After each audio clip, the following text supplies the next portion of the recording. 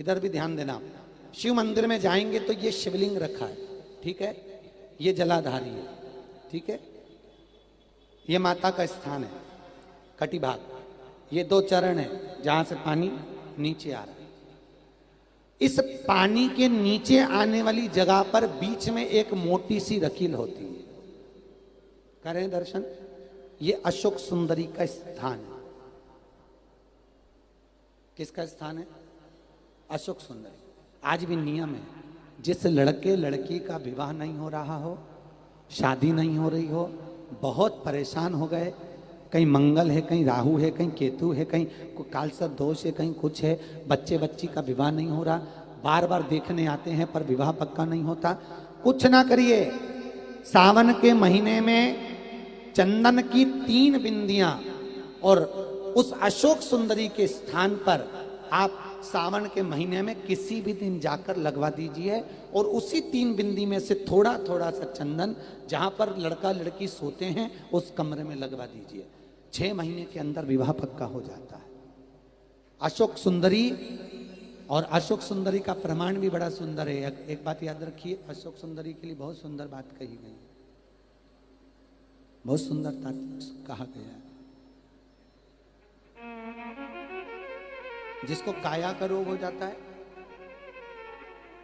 काया सफेद हो जाती है, या चमड़ी सफेद पड़ने लगती है, या काली पड़ने लगती है, या नेत्रों के नीचे कालापन आ जाता है, उसके लिए भी अशोक सुंदरी का ही पूजन किया जाता है।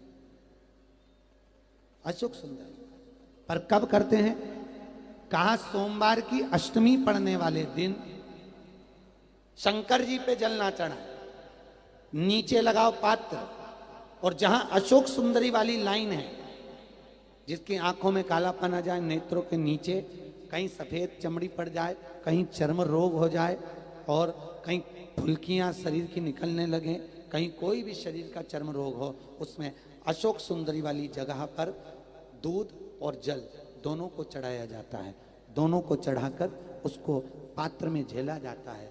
सोमवार की अष्टमी के दिन इसको सुबह चढ़ाया जाता है। शाम के समय इसी जल को उठाकर शाम पड़ते समय बिल्कुल संध्या के समय पर पानी में मिलाकर इससे स्नान कर लिया जाता है। चर्म रोग समाप्त हो जाता है, चर्म रोग की समाप्ति। पर उसी दिन करना है, सोमवार की अष्टमी के दिन। कौन से दिन? सोमवार।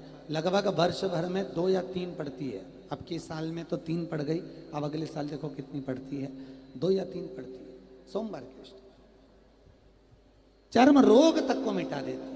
अशोक सुंदरी का प्रमाण है, क्योंकि अशोक सुंदरी सुंदरता प्रदान करने वाली, अशोक सुंदरी निर्मलता देने वाली, श्रेष्ठता देती।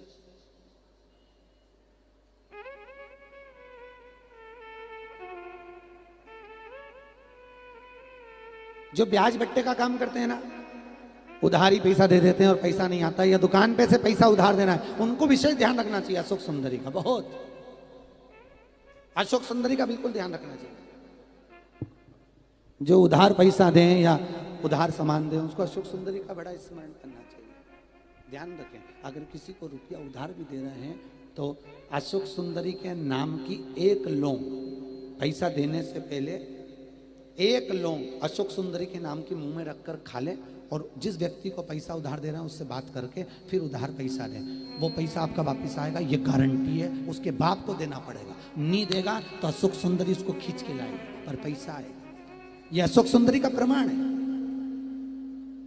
प्रामाणिकता रहती है अशोक सुंदरी। सर्वश्रेष्ठ।